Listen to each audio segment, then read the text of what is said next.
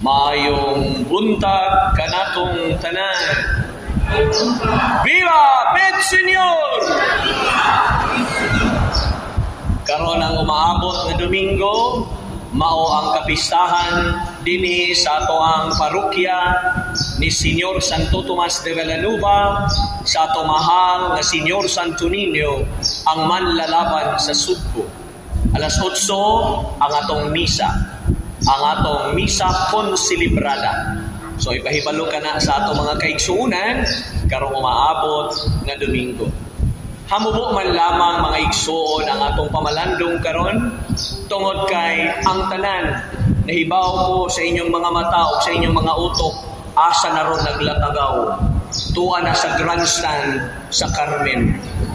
Mao na hamubo ang atong wali kay murag nagdali gyud mo mga igsoon. Mismo ang atong mga lectors o atong mga salmista. Labi na gyud si Attorney Percy Sagario. Gunay anak ngadto si Carmen. Magdali gyud na siya, no? So, pangadto mo ron ngadto, sa ila ni Ibib kay naghiwat ron, ngadto sa Ibib Villamor, naghiwat ron og piyesta ngadto sa ilaha, no? Siguro mangutana mo, ikaw padre, di ba ka mamista ngadto? Naay nang imbitar nako pero di siguro ko mo adto. Kutob ra ko diha sa Ginsay kay naay nang imbitar nako bunyag akong adtoon.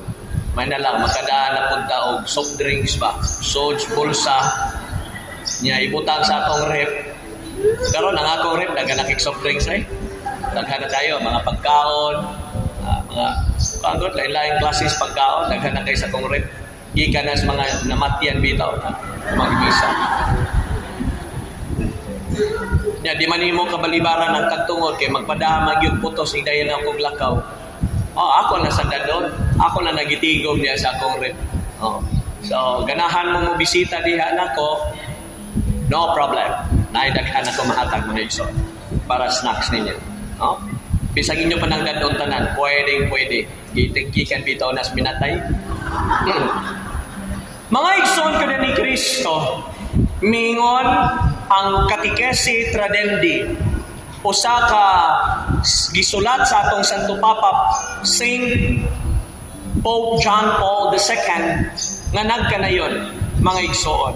Mingon siya nga ang katekisis uban usab ang gagmayng Kristohanong simbahan. Catechesis and the basic ecclesial community.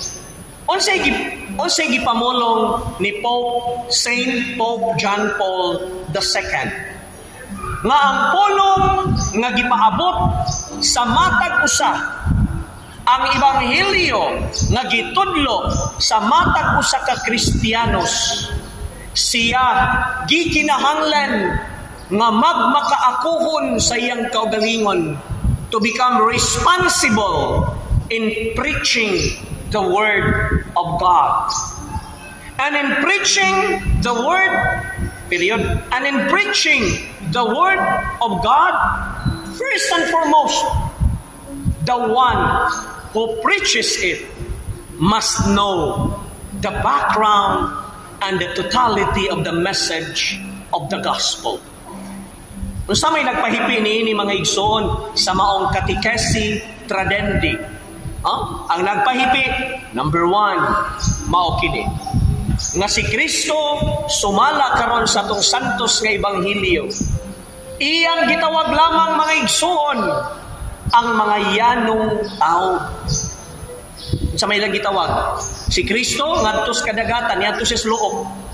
Unya naa nga toy nagpuna sa ilang pukot, gitawag dayon Tiborsia dire. Sunod nako. Kay tudluan ko kamo unsaon sa pagpanagat dili sa isda kun dili sa tao. Pag-adto niya ngadto sa unahan, duan na po siya laing nakitaan, si Policarpo o si Eleuterio, gitawag na po niya. Gitawag na po niya. Mao to ning sunod mga igsoon. Lahi lang ang anak kong gigamit ha. Kay ngano, luop manggod ang ako gigamit nga lugar. Dili man suma sa atong santos nga ebanghelyo mga igsoon. Gigamit nako ang santos nga ebanghelyo. Mao iya yung gitawag. Kinsa man sila? Mga yanong tao. Dili mga inhinyero, dili mga maestro-maestra, dili pare, dili abogado. Dili mga gitawag nato anang nakahuman og tag-upat ka tuig nga kurso. Dili, mga yano. Nganong yano? Ang gitudlo o gidawat o gitawag sa Ginoo. The first 4 disciples of Jesus. Ngano? Tungod mga igsoon. Kay ang yanong tao, tabula rasa. Wala pa'y sulod. Nindot kayo. Nga ang tudluan sa Ginoo katungwa pagyoy nakambuan. Kay prisko nga musud sa iyang salabutan, dali niyang matuhok, dali niyang masunod, og mamahimo siya sa unahan nga efektibo. Ginikanan, katawhan sa Dios nga niya karon dinhi, mauni ang hagit kanatong matag usa. Ang inyong mga anak, dili man siguro nga mudagan, muhatag mo daghang rason, kamo mga ginikanan, ang inyong mga anak niabot sa kalibutan. Wa gina pag-abot paggawa sa imong taguangkan, wa gina mo imong anak na matudloy na ko grosaryo, tudloy na ko wala gyud in taon.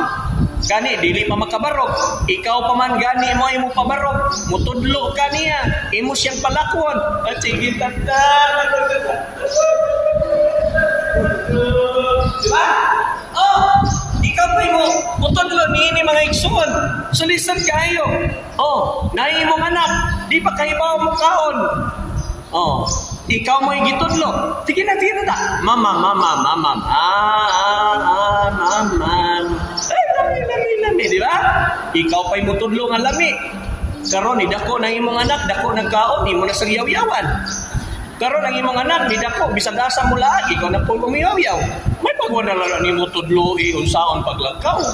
May pawanala ni mo tudloi unsaon pagkaon. Imo na lang unta ng gipitlo. Bitaw. Mauni nga ang Ginoo mipili og mga walay kabangkaagan, mga mananagat, mga wala intawi kwinta sa katilikban, gipili niya kay daling tudluan. Ergo, mga igsoon ko diyan ni Kristo, katawhan sa Dios, walay rason nga dili mo makatudlo sa inyong mga anak. Moingon siguro mo nako, ikaw padre, imo na lang sayong isulti kay dili man ka mao'y ginikanan. Ako sang tubag ninyo. Ano nagminyo man mo? Nganong nanganak man mo? Usapan na. Nganong inyo nagisudlan, inyo ginang duphan, inyo nang kabilingan ang pagtudlo nila mga igsoon. Kamu bitaw musulti mamang sa duna mo. Ngano musod man ka ng kinabuhi pagkamarig na lisod man di ay ka na. Mao na magibog-ibog ka padre. Nga kada sila magtiayon na sila, kumplito sila tanan. Magyaw-yaw pa ka.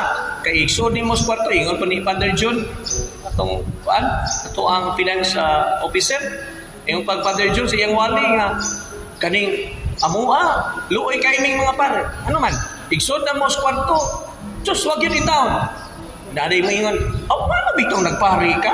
Amo pa rin among tubag ninyo. Ano bitaw nagminyo mo? Tudloy na ninyo inyong mga anak.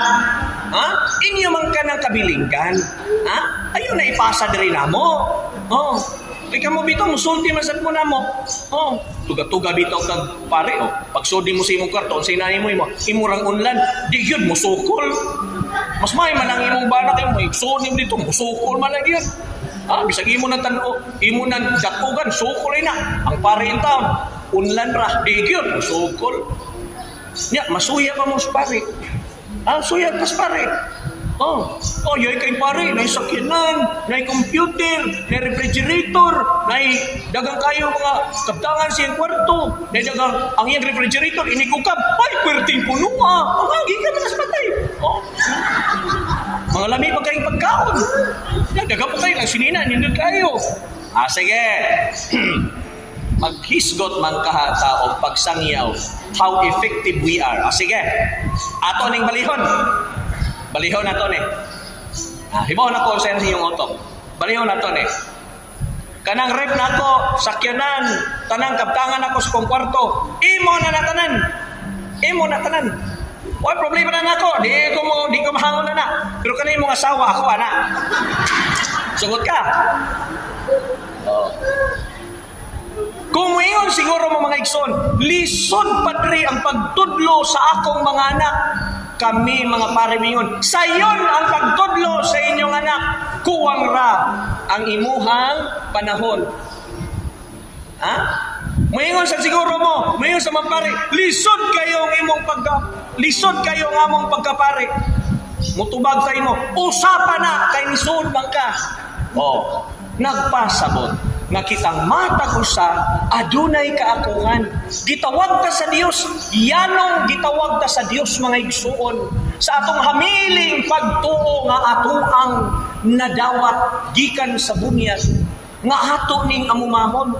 We must be effective in preaching the gospel. How? Number 2. Ayaw pagsigig memorize anang Biblia. O sa gikinahanglan, basahan ang Biblia. Kung nagduha-duha ka, pangutanas pare, unsay kahulugan. Puy ang Ebanghelyo. Maunay pamaagi sa pagsangyaw. Ayaw na pagdaghang pagpuong kay sa daghang pulong nga imong isulti, makalimtan ang tanan. Maubitaw na ang walis pare, kutob ra gid 10 minutos o 15 minutos. Pagkahumanana, lakaw na yun ta.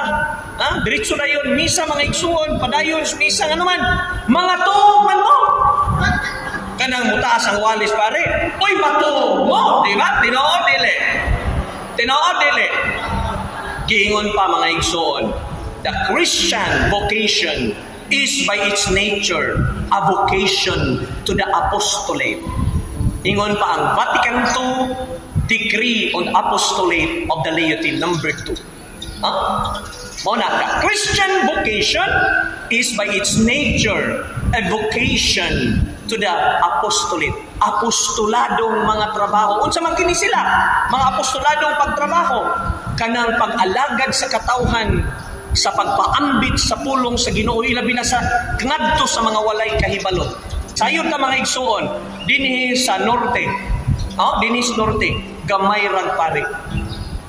Mind you, gamay rag pare mga igsuon. So mao na nga padayon ta, ang simbahan mo padayon sa pagpangita og katawhan. Magpadayon siya sa pagpanagat alang sa pagsangyaw sa Ebanghelyo.